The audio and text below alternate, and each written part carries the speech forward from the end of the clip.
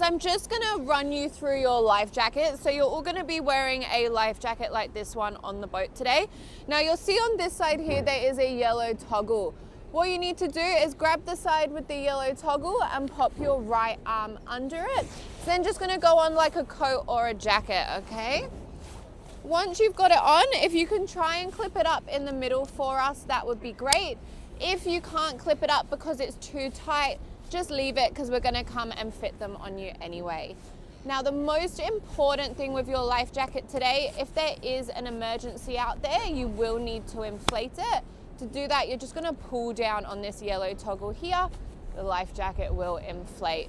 Please only pull this in an emergency, guys. Please don't pull it for fun or for a joke.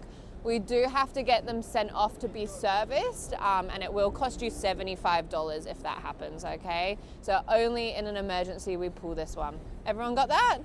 Awesome. If you want to head to that railing over there, grab one, start popping them on, and I'll come and check them for you.